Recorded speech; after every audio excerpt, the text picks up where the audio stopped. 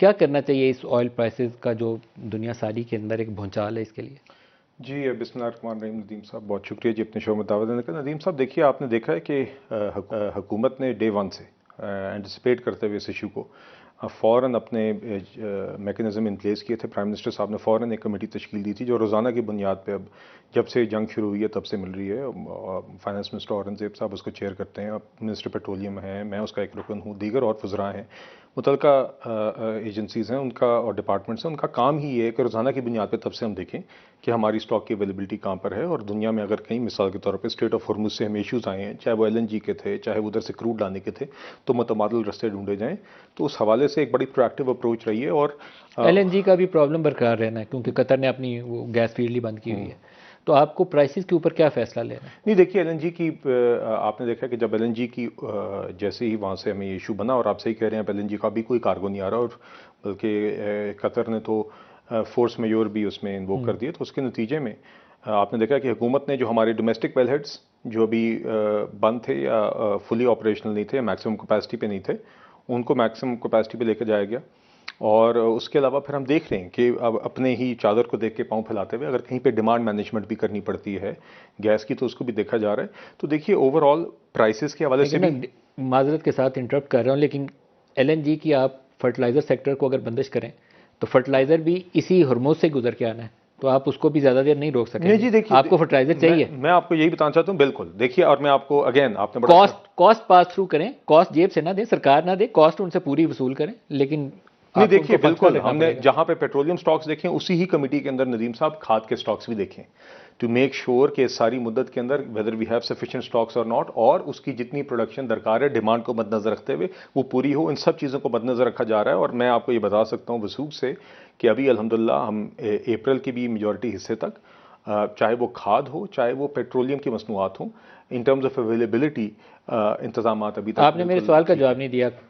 Cost کا کیا کریں گے؟ جیب سے بھریں گے؟ یہ میں نے 2-3 تجویزیں میرے ذہن میں تھی، میں نے بول دی ہیں، یا آپ کے ذہن میں کوئی متبادل آئیڈیا تو آپ بتائیں. نہیں دیکھیے، ہم نے یقیناً دیکھیے جی آپ نے دیکھا کہ پچھلے فرائیڈے کو کیونکہ ایک دفعہ ایک پرائس انکریز ہو گیا تھا تو پرائم منسٹر صاحب نے یہ فیصلہ کیا، حکومت نے یہ فیصلہ کیا کہ پچھلے ہفتے ہم نے عوام کو مزید جو اضافہ تھا قیمت میں اس کے بوجھ سے عوام کو بچایا. مگر یقیناً وہ جو وہ بوجھ اٹھانا ہے وہ بھی قومی خزانے کے اندر سے ہی ہم نے اس کو کہیں سے پورا کرنا ہے.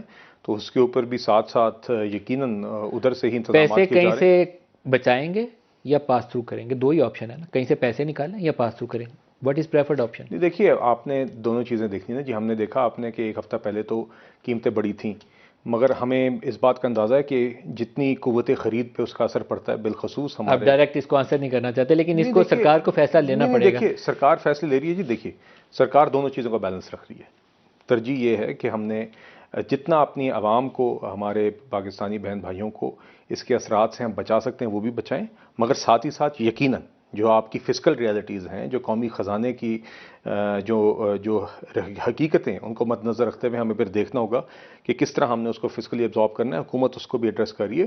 دیکھیے آگے کے حوالے سے حکومت چاہے اگر یہ جنگ ایک ہفتہ اور چلتی ہے اور قیمتیں ایلیویٹڈ رہتی ہے تب بھی، اور اگر 5-6 ہفتے اور آگے ایکسٹینڈڈ چلتا ہے، ان دونوں سیناریوز کے لیے حکومت تیاری کر رہی ہے. تو اگر توازن رکھا جائے، جو آپ نے بالکل صحیح کہا کہ عوام کو بھی کم سے کم اس کے اوپر بوجھ جائے، فسکلی بھی ہم اپنے آپ کو مالی طور پہ جو آپ نے بات کی کہ کہیں ہم زیادہ ڈیفیکلٹی میں نہ آ جائیں، ایک حد تک ابزارب جس حد تک کر سکتے ہیں وہ کریں. تیسرا جو ہمارے یقیناً زر مبادلہ کے چیلنجز ہیں، فارن ایکسچینج کی سائڈ پہ یا ایکسٹرنل اکاؤنٹ کی سائڈ پہ چیلنجز ہیں، ہم نے اس کو بھی مد نظر رکھنا ہے. تو ان ساری چیزوں کو حکومت ٹریک کر رہی ہے. مگر بنیادی طور پہ پرائم منسٹر صاحب بار بار یہ کہتے ہیں کہ ہم نے فسکل اور ایکسٹرنل ریالٹیز کو تو مد نظر رکھنا ہے، مگر جو ہماری عوام ہے اس کو ہم جتنا اس سے پروٹیکٹ کر سکتے ہیں. اور یہ ایسی چیز سر کونسل آف کامن انٹرسٹ کا اجلاس بلائیں اور بیٹھ کے وفاق بھی اور صوبے بھی طے کریں، 5-6% ریسورسز ایک ریزرو فنڈ میں ڈالیں. کوئی اس سے بہتر ندیم صاحب معذرت میں آئی نو بات لمبی ہوگی، مگر اس پہ میں یہ ضرور کہنا چاہوں گا کہ ایک تو آبی کی چیز ہے.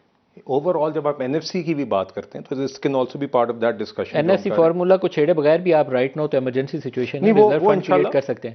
ہم امید کرتے ہیں کہ اس کے اندر جو بھی آگے حکومت میجرز لے گی اس میں ہم امید کرتے ہیں کہ صوبے بھی کنٹریبیوٹ کریں گے. اور آپ جانتے ہیں ندیم صاحب کہ ابھی جو آسٹیرٹی اور کنزرویشن میجرز پہ میٹنگ ہوئی تھی اس پہ سارے صوبائی وزرائے اعلیٰ تقریباً سارے اس میں موجود بھی تھے، تو وہ بھی اس مشاورت کا حصہ رہے ہیں. سر صوبے پیسے بچائیں، وہ تو پیسے ضائع کر رہے ہیں. میرا بڑا سیریس کنسرن ہے، ہمارے ٹیکس کا پیسہ ہے اور وہ ضائع کر رہے ہیں. میں تو اس پہ خوش نہیں، مجھے بہت دکھ ہے اس پہ.